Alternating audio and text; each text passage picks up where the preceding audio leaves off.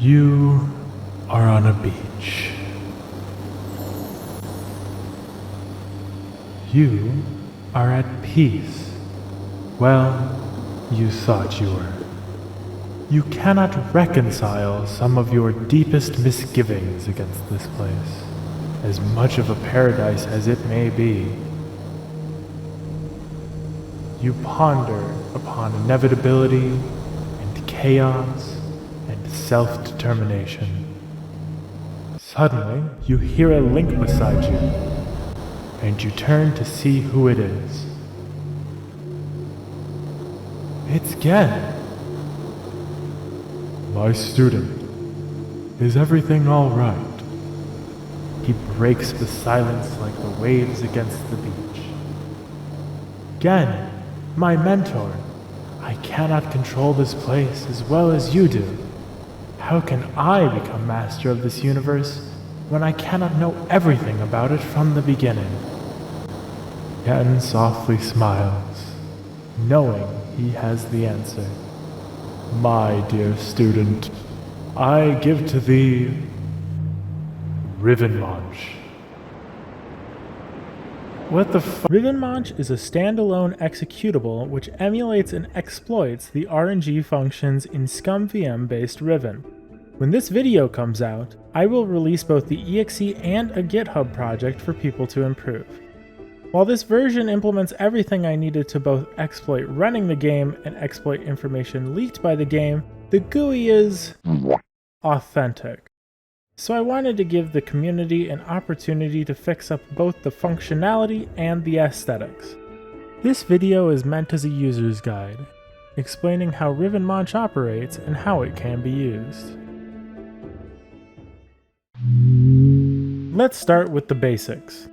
Over here we have the three randomized combos that are core to Riven gameplay: the dome, the prison, and the telescope. Each of these has a proper display, and the ability to have don't care spaces in the form of zeros. Up here is the seed. For our purposes, it determines the set of random combinations, as well as the next seed for future other games. In the tabs over here, we have 4 different core function types: basic, seed search, game search, and undo. The basic tab does 2 things. Randomize takes the seed and simulates what Riven would give as the combos, as well as the next seed. Brute force takes the combos and goes through all the seeds until it finds one that gives the combo. While basic, these 2 functions are very useful when paired with other information.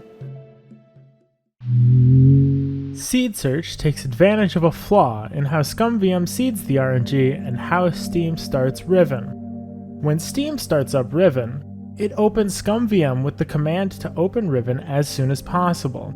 ScummVM proceeds to initialize, and then opens Riven. This time, from ScummVM opening to Riven opening, is what's used as the initial seed, in milliseconds. For many computers, this time is less than 2 seconds, and ranges pretty consistently from 900 to 1400 milliseconds. This is what allows seed search to work so effectively. The best way to demonstrate how seed search works is through example.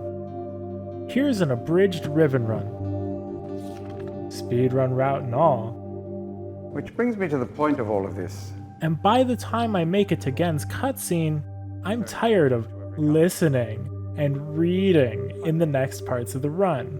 So, I pull up RivenMonch to skip getting the other codes. Starting seed range tells RivenMonch what seeds to generate combos for, as it will create a list of combos based on that range of seeds. I'll stick with 0 to 2000. The game count is just an indicator of how many times I pressed a new game in a row. For this run, I restarted my first attempt, so the game count is 2. The remaining indicator can give me stats based on the information I have, but the dome code is likely enough information to single out the seed. I start the search to generate all the combos at once in memory. Then, when I enter in the dome code, it filters out all the combinations, giving me not only just the seed, but also the other 2 combos generated from it. all before Gen gets to the point of all this. Let's talk in a little more detail about what game means in this context. When Riven is started, it generates a list of combos from the get-go, which I will call the Game 0 set.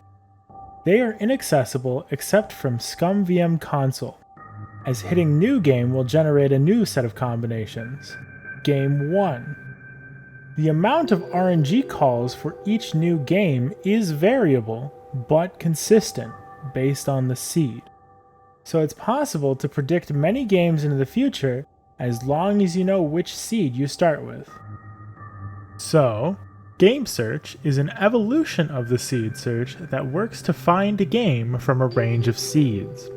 With seed search, it was required to know which game count you were on to reduce the amount of combos to process. However, if you don't know or don't care about the game count, it's possible to widen the search significantly. Its interface is similar to seed search.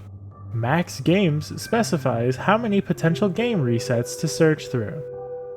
The Games field marks the game count currently being searched. Game search can also search for RNG calls instead of games, which will be relevant later.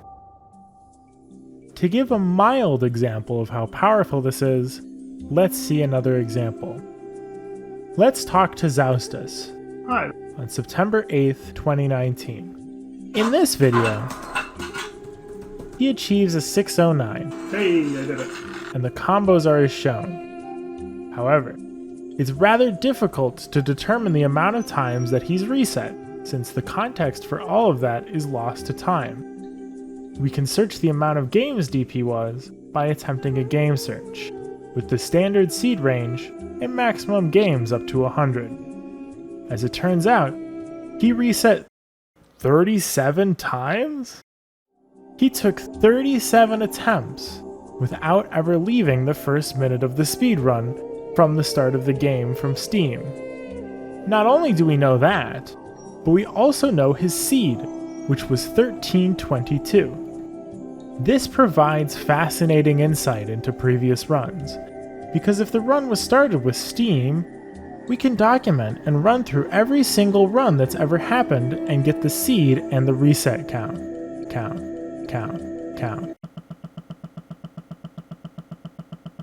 Well, I wish we could. Let's talk about undo. For all of the previous features, the assumption has been made that the only thing that does call the RNG are the combos. For many cases, this is true. If you are attempting to cheese a run, you can avoid calling unnecessary RNG. If you are analyzing previous speedruns, many runners restart the game from Steam often. Unfortunately, for the general case, RNG does get called for other things. The most immediate way RNG gets called while in a run is here, when the game needs randomness for wildlife.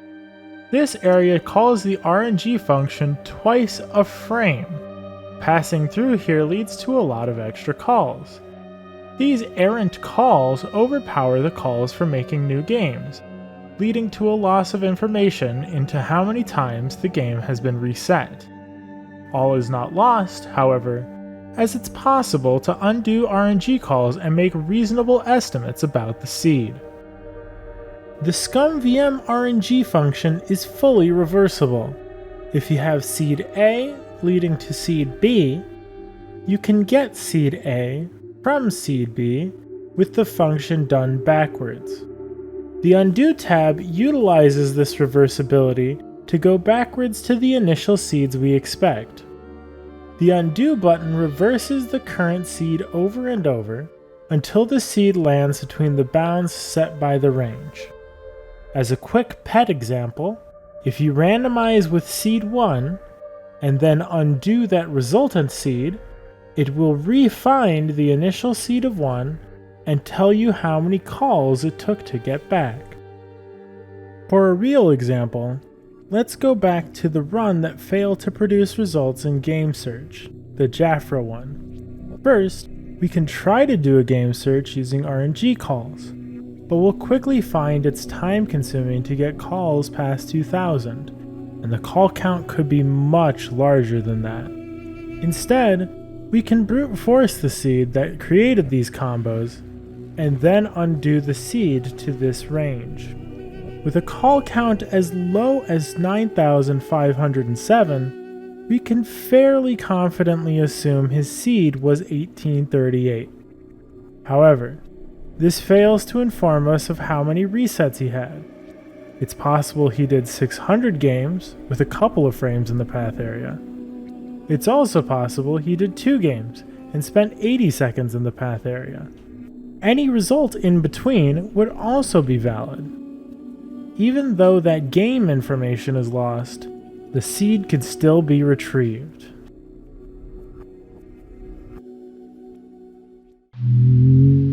The GUI will hopefully see some sort of evolution, so this guide is more intended to explain the tools that can be used and how Riven allows them.